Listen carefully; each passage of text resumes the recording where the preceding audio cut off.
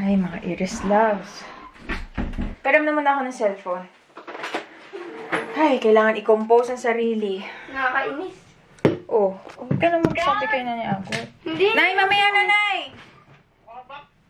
Ay. Hindi, nakakainis. Mas kamputan. Iris loves, ngayon sana yung first day niya sa panibagong dance class niya.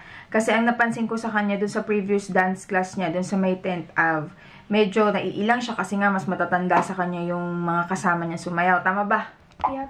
Tapos lagi siya Pero hindi nagre-request, naman lagi siya naghahanap. Hindi oh, sabi mo gusto mo may kaedad ka. Next time. Sabi niya, Nay, walang mga bata, lagi siyang gumaganon. Tapos parang hindi siya makahataw kasi nga syempre nahihiya din siya kasi iba na yung galawan ng mga teenager, alam mo yun. Kaya ang ginawa ko, kailan ba ako nag-message dito? Naghanap ako sa Facebook, nakita ko tong Facebook page na to na mukha siyang legit kasi ang dami niyang videos, tapos mga bata.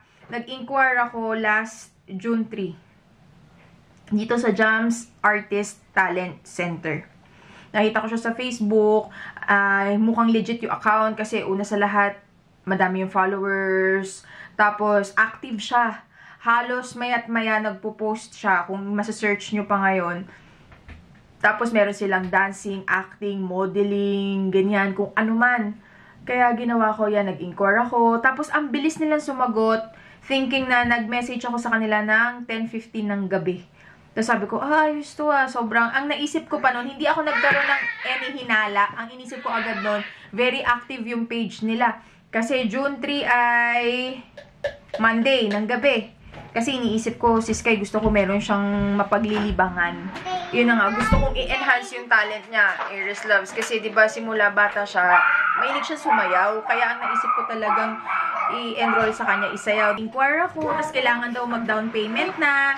Pero, ang sayaw daw nila is June 15 to June 16 pa naman.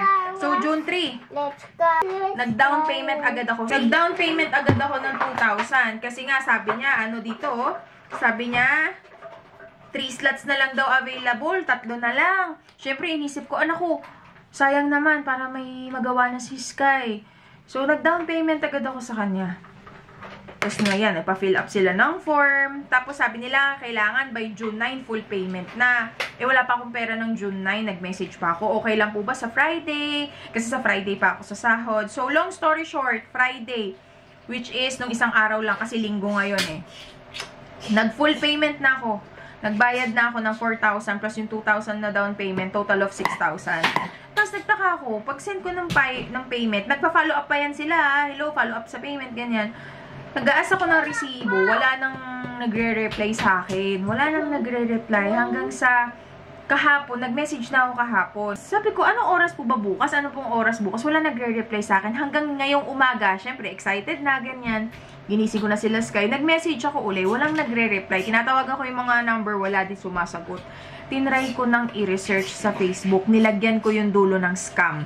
Jam Artist Talent Center scam. At madaming lumabas. Nag-post sila 14 hours ago, meron 9 hours ago, kahapon lang na scam kayo, ganyan, nagbayad. Yung iba nakakapanginig pa kasi may nagbayad ng 16,000. Parang modeling ata yun, tsaka acting. Basta ganun, may mga package kasi sila eh. Meron naman down payment. Doon na, nanlamig na yung katawan ko kanina sa kusina.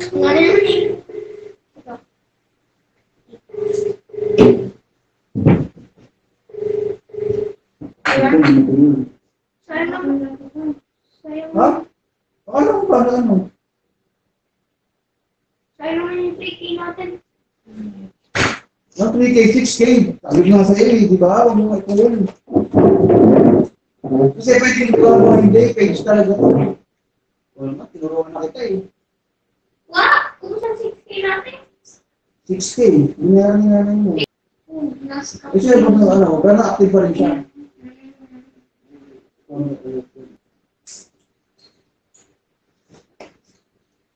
Nabihan naman kasi kita.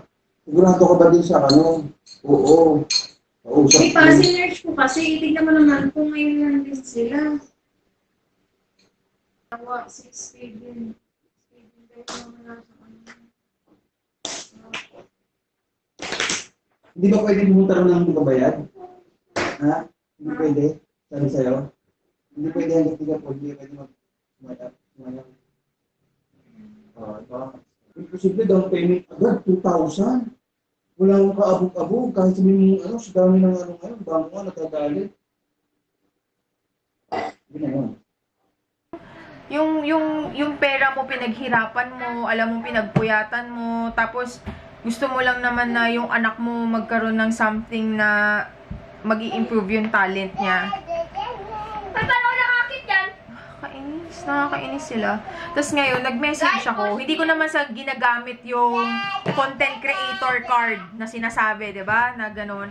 Pero alam mo yun, minsan mapipilitan ka na lang eh. Kasi yung ibang tao, lalo na yung mga ganito, kailangan nila minsan ng ganun eh. Kaya nagsabi na ako eh. Sabi ko, I will post you sa social media. Sabi ko sa kanila, pinaghirapan namin yung pera. Biglang nag-reply. Biglang sa ano na daw yung class, sa June 22 na daw, naurong. Tapos ganyan, may pasabi-sabi pa silang t-shirt, ganito, ganyan. Tapos sabi ko, anong walang class online? Ganyan. Tapos, hindi, eto ha, again, i-advance ko na kayo, pero hindi ko pa rin hawak yung opinion nyo. Kailangan ko nang sabihin. Sabi ko, I am a content creator online. Sabi ko, gagawan ko kayo ng video na scam kayo. Sabi ko, I did not get any response sa inyo kasi wala naman talaga silang follow-up na nung na-receive na nila yung payment.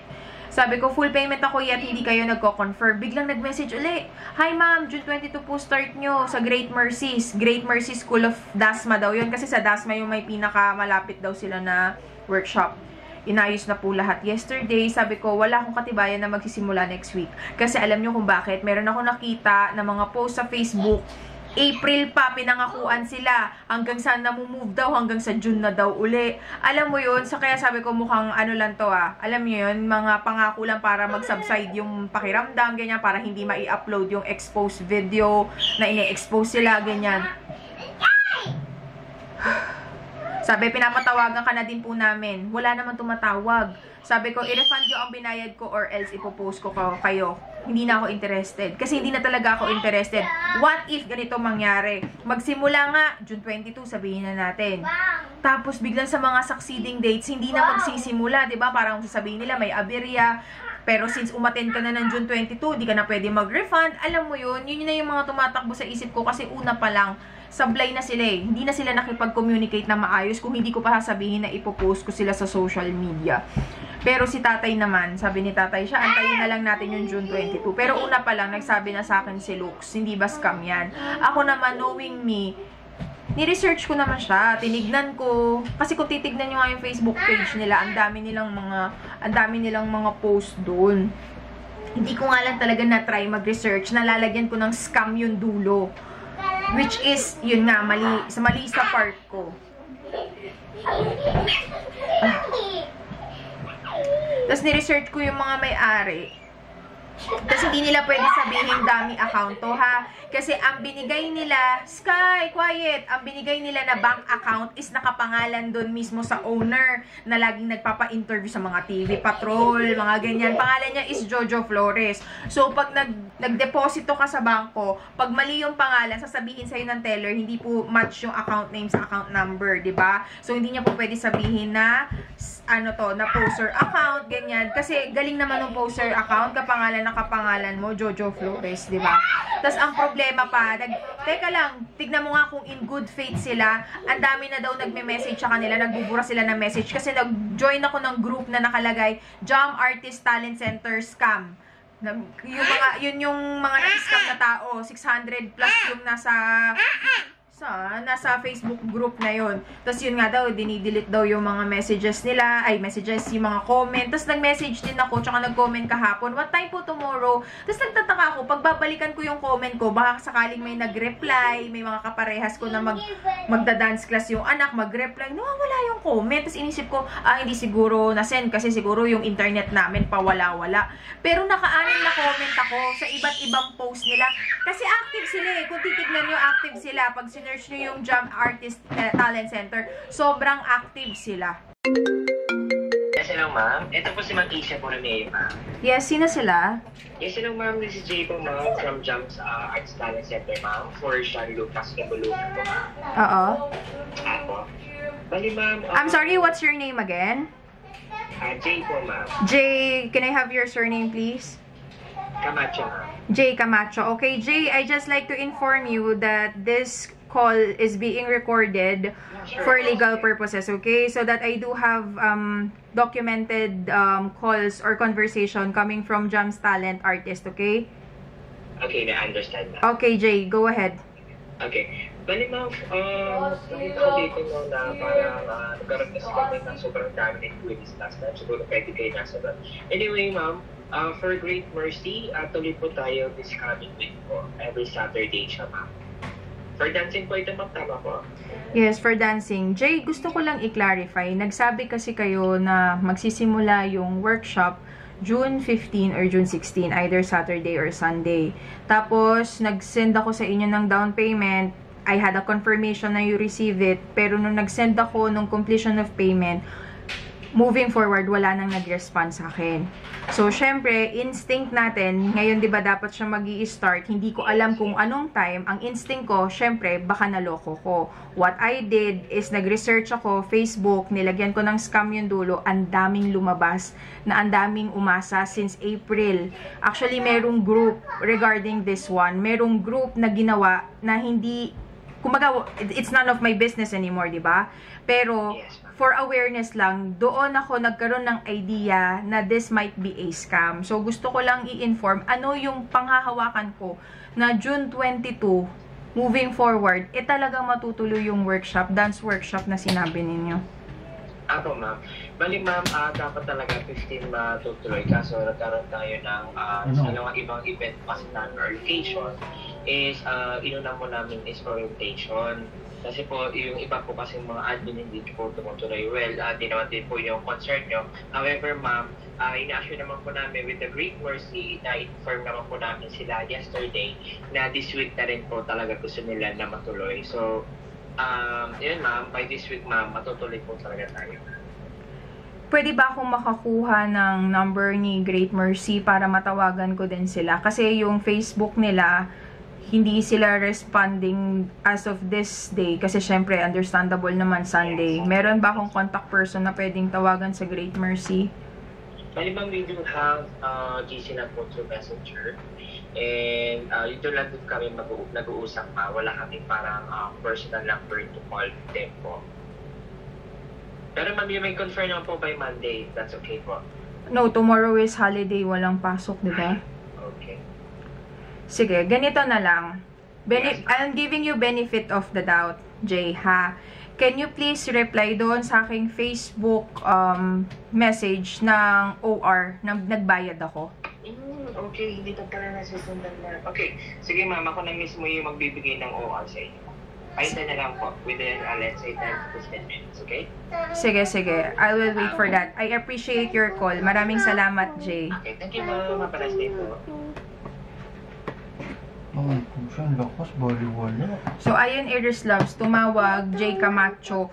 Tapos, yun na, nagsabi na ako na yung call ay recorded. Just in case, hindi pa rin siya matuloy, pwede ko siyang mai-upload. Kasi, natuto na ako dati. Nangyari na sa akin to, may nirecord akong tawag, pero hindi ko siya ma-represent sa korte. Kasi nga, hindi daw ako parang ano siya, meron kasi tayong wiretapping law. So, pag meron kang kausap at hindi ka nagpaalam sa kausap mo na ire-record mo yung call, hindi mo siya po pwedeng gamiting ebidensya sa korte. Kaya kung sakaling meron kayong mga usapan, guys, kunin nyo yung full name, tapos sabihin nyo na ire-record ko tong tawag na to. Pero, ay, Diyos ko Lord. Ang sa akin lang, kausap ko yung hindi ko alam kung may upload ko to, pero kausap ko yung ibang mga nanay, 4 na yung kausap ko, hindi sila nagre-reply ngayong araw. Ngayong araw din dapat magdadance. Sa isip-isip ko lang, dapat pa ba na laging ganun, yung kung sino lang yung papansinin mo, alam mo yun. Pero tignan na lang din natin. Nag-message na kaagad siya. Magbibigay daw sila ng OR ngayong araw. So, sige. For documentation process, so again, today is June 16, Sunday, 11:19 a.m. So, ayan. Para meron tayong documentation. Ayan. So, tignan na lang natin yung mga further na mangyayari. Ito mo daw siya. You want some, Grabe. Bakit? Yung mga sinasabing professional scammer, sabi ko sa'yo eh. Kalahati, kawawa yung mga walang boses dyan pag mga ganyan.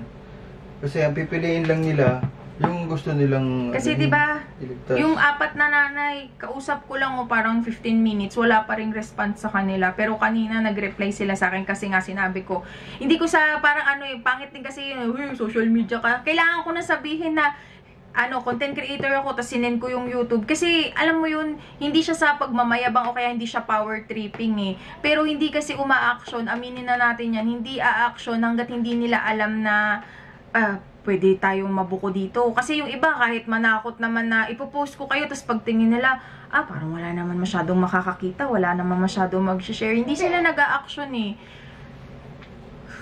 Ang tanong to, where naman to ba? Saan? Ay, naku. Where? Ang lakas nun, patayin nga. Nasaan? Fast forward, Iris Loves. Ang date ngayon ay, yes, ini-edit ko yung kasalukuyan o yung last clip na napanood nyo. Ngayon ay June 23 na. 5:25 PM, linggo. At tama ang inyong hula dahil syempre nakalagay sa title, pinangako nila June 22 which is kahapon hindi natuloy ang workshop. At alam nyo kung ano nangyari? Umaga pa lang, gumawa sila ng GC. Bago mag June 22, gumawa sila ng GC, ni-rest assured nila na matutuloy tayo, ganito, ganyan. Actually, nangihingi pa sila ng mga listahan kung sino gusto bumili ng t-shirt na nakalagay daw yung Jams, artist, something. Okay? So, eto na nga. Fast forward. Kahapon, June 22, umaga, madami na nagtatanong sa GC. Ano na po, tuloy po ba? Ganito, kasi wala. Ano na naman sila? Hindi na naman sila mahagilap. Pasensya nyo na yung itsura ko. Kailangan ko na itong mai-upload talaga kaagad. So, ayun na nga. Hanggang sa yan, nag-message na. Sorry po, last minute, nag-cancel po yung coach na magtuturo. Ibang nanay, galit na sila. Nagulat ako yung iba last year pa. Sa tuwing magkakaroon na daw ng date, at sa araw mismo ng date, biglang magka-cancel, magre-reschedule again sa susunod na linggo.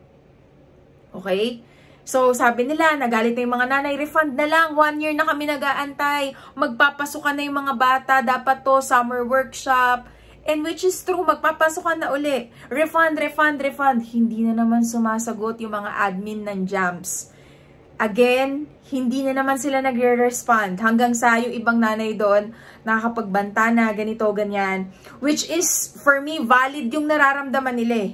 Kasi una sa lahat, hindi lang pera usapan, pero hindi yan pinulot lang, hindi naman to free workshop na free lang naman to. Ang lagi nilang sinasabi, hindi daw siya refundable. Transferable lang daw siya. Hindi daw pwedeng i-refund.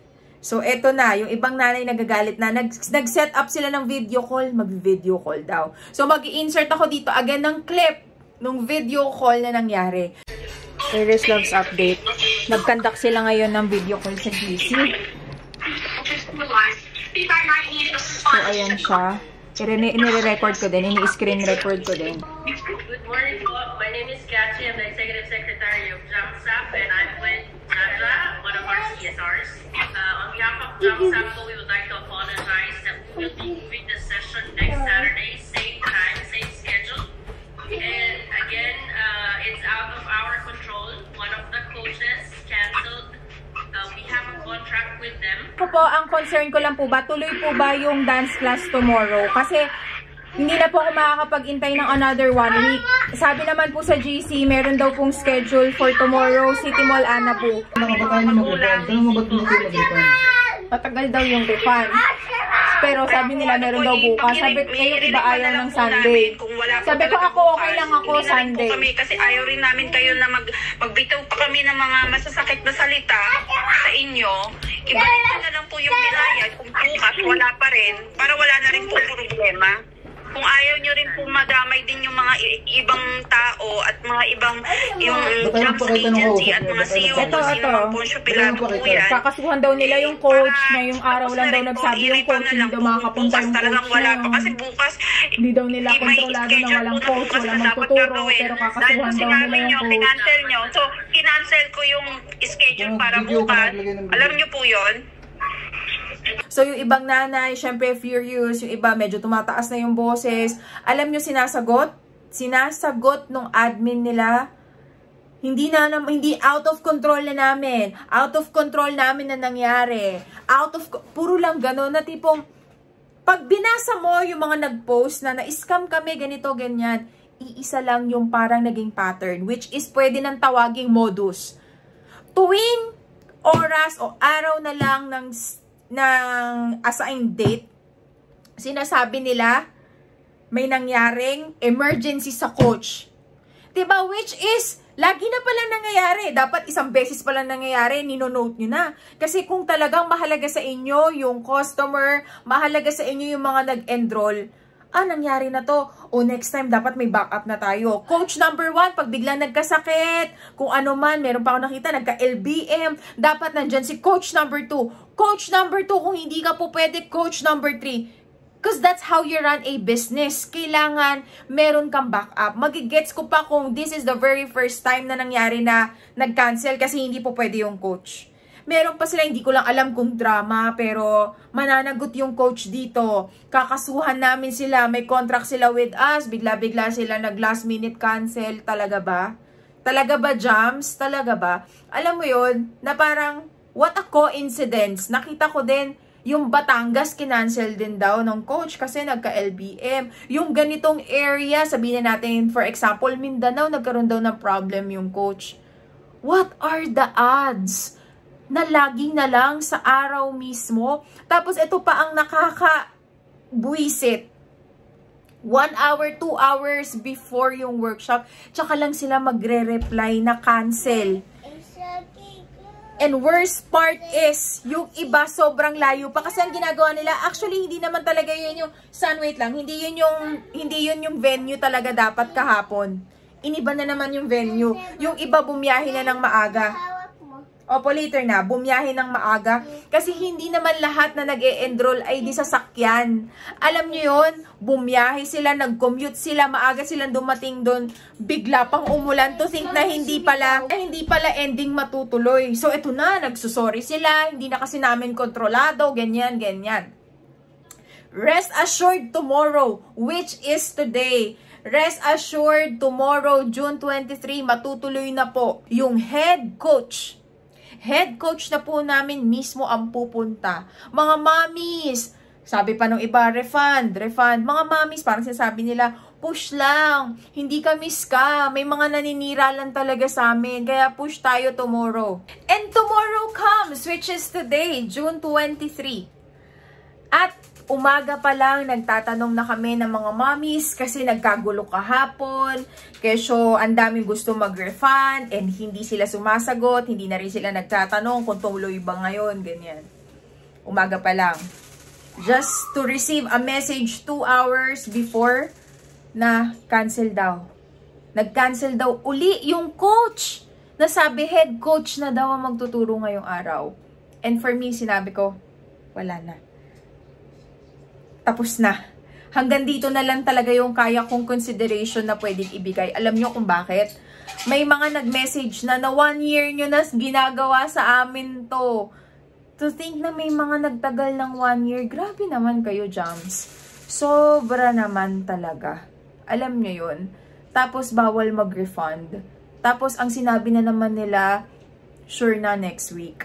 This video ay hindi ginawa para sirain sila, manirang puri. I am just stating my own experiences. I am just stating facts based on my own experiences, okay? Ang nagiging strategy nila is may mga workshop na matutuloy. May maipopost sila sa Facebook. Pero ang mangyayari, natuloy ngayon, sa susunod na weekend, cancel. Risked daw muna. Pero yung workshop na yon, gagawa nila ng video, pipicturean nila, ipopost nila sa Facebook nila. So, yun yung nagiging modus or strategy nila. Ano nangyayari? May tinutuloy silang workshop. Hindi ko sure kung natuloy nila hanggang 10 session. Pero madami nagsabi hanggang 2 session lang, yung mga 3rd session. Again, hindi ko alam if that is fact, okay? I'm just stating kung ano yung nababasa ko. After 2nd session, 1st session, sasabihin daw, pasensya na po, risked. Pasensya na po, cancel. Pasensya na po, hindi makakarating yung coach. Pero yung session na yun, gamit na gamit. Kasi very active sila when it comes to Facebook marketing. Pag nag-search kayo, dance class near me, modeling class near me, acting class near me, lalabas sila. And every hour, meron silang bagong post. May bagong video ng mga acting na bata, may bagong video na sumasayaw ng mga bata, nagmo-model ng mga bata, and very active din yung owner. Okay? So, I am doing this video to raise awareness.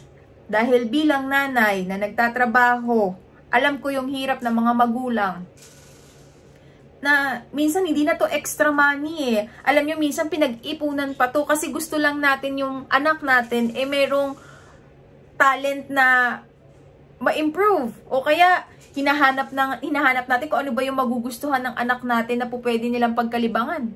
At para ma-prevent, lalong-lalo na para ma-prevent yung mga future na magulang o mga nag-aalaga ng mga bata na gusto lang i-enroll yung anak nila sa isang workshop na po pwede silang maloko at hindi na maibalik yung perang pinaghirapan nila.